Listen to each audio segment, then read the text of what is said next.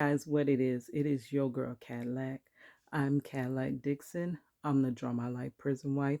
I'm the legally blind artist that is rapping and painting for justice, hoping to see justice before it all fades to black. Yeah, it's your girl Cadillac.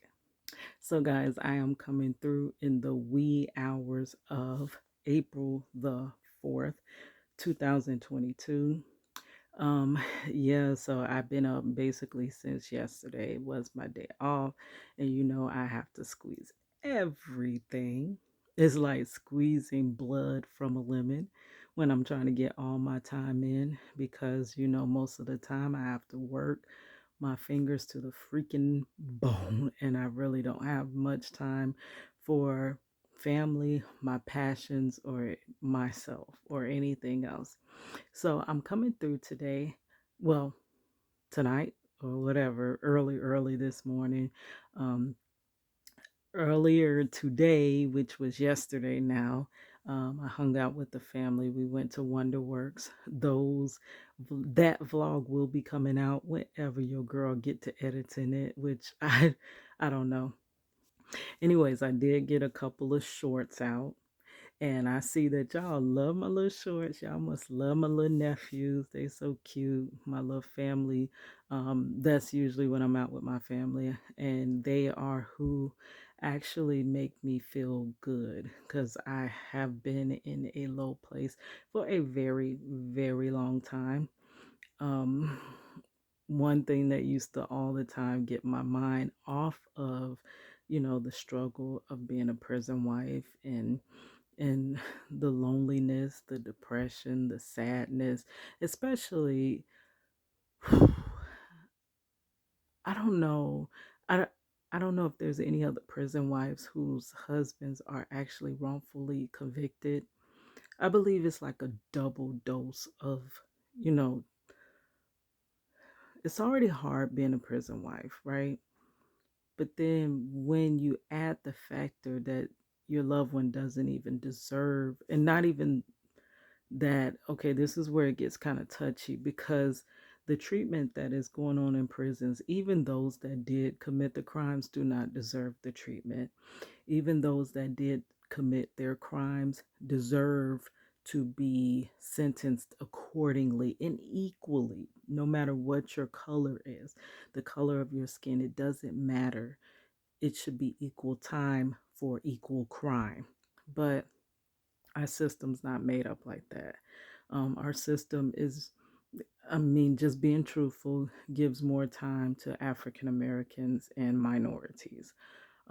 They're going to get the most time of anybody, and they make up more of the system. It's harder for you to get out, and it's extremely difficult, almost impossible to get a fair trial. That's why most African Americans or minorities take pleas. Whether they are innocent or guilty, they take pleas, which I wish Marcello had took that 17-year plea because this wrongful conviction would have been behind us years ago.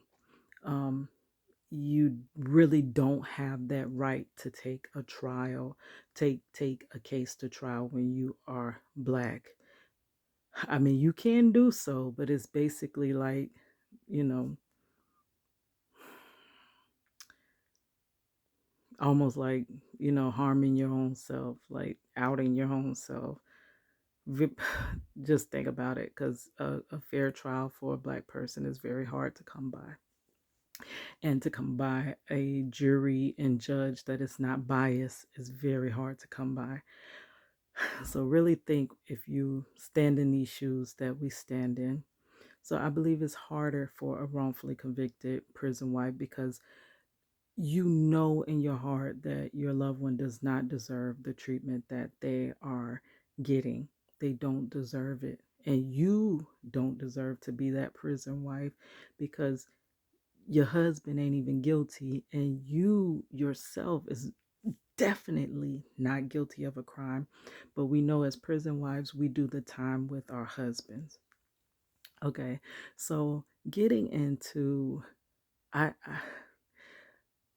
just going through all of that. One of my safe places and one of my happy places used to be just hanging out with my daughter. our daughter. I used to love to take her everywhere. We went everywhere together. We were always together. When I was supposed to be in school, I was ditching school to hang out with my child and to go to the park. When I should have been asleep, I would work overnight. And instead of getting my butt in the bed, we going to the park to hang out because that was my happy and fulfilling place to spend time with my daughter. And our daughter has grown up, and due to this sentence, he missed everything, and god darn it, I missed a lot of it because of his wrongful conviction. I had to be mother and father, which makes it very hard, number one, to take care of your own self. I haven't basically slept since I had my daughter. I haven't slept since I had her. I had to delete sleep because I had to always figure out how in the world can I do everything and be everywhere when I was supposed to have a partner here to help and support me and take on some of the burden, not really burden, but the things you go through parenting. Parenting is not easy, and it's definitely um escalated when you only have one parent. So I was trying to be ever present.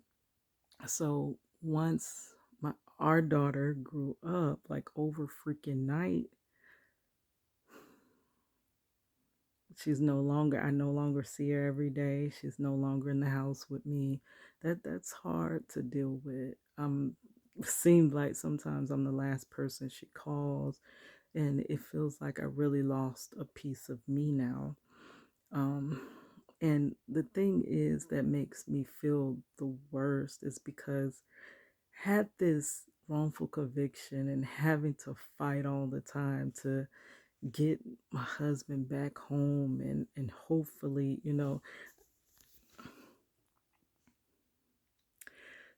to have to always stay in fight mode has basically deprived me of being able to be the mother that I could have, would have, and should have been.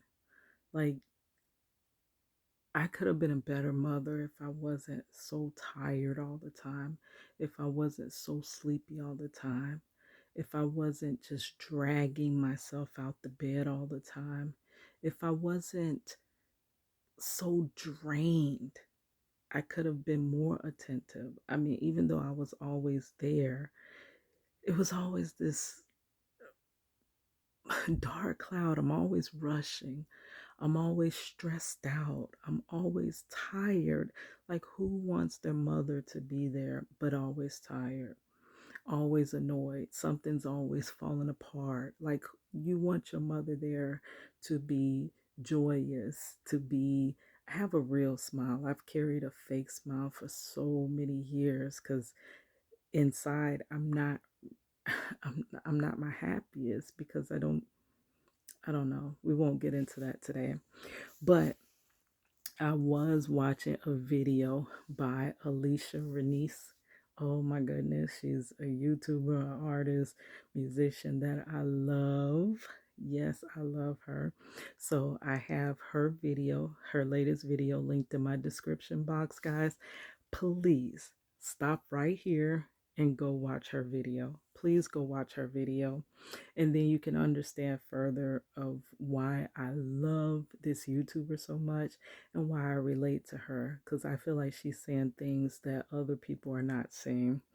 And her latest video is saying that I'm tired of being strong. Baby, do I feel that I am so tired of being strong. I'm tired of having to fight. I honestly just want to live. I have been I'm living in survival mode right now. I really am. Um I feel like I'm on a sinking ship and I'm trying my best to find the way off. I'm trying to set up something to get off the ship because the ship is going down. And if I don't get off, I'm going down with the ship. Um, That's why I've been pushing so hard.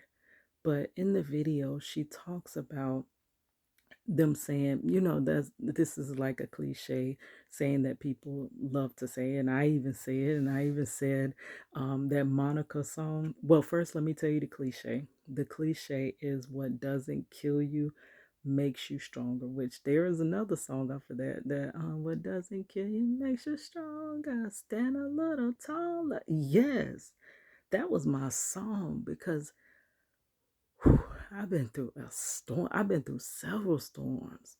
Like, and they're not even short standing storm. These are storms that take decades to get through, years to get through, tremendous things. And I'm like, and I'm still standing. Like, that's crazy. But they make great songs and they make great sayings, but yeah, what doesn't kill you makes you stronger. That's what she was saying, that cliche. But sometimes what doesn't kill you, like now, kills you later, basically. And what also, she said, what didn't kill me left me wounded, left me like limping. And that's basically like without this whole wrongful conviction, do you know how much better of a mother I could have been?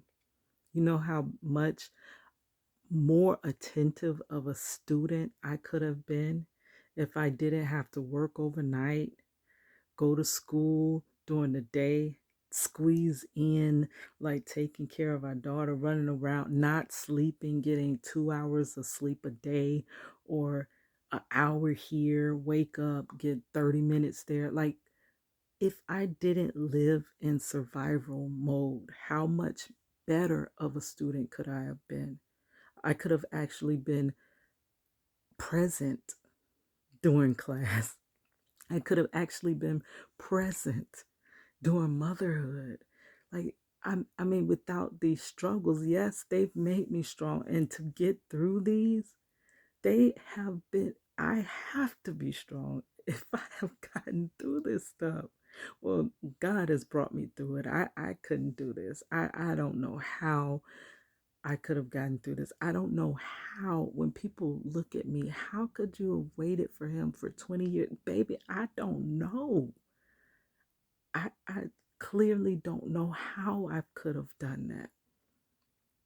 But she also went on in the video to say, we blame basically people for being wounded, like, and not just carrying their wound with pride and stuff like that.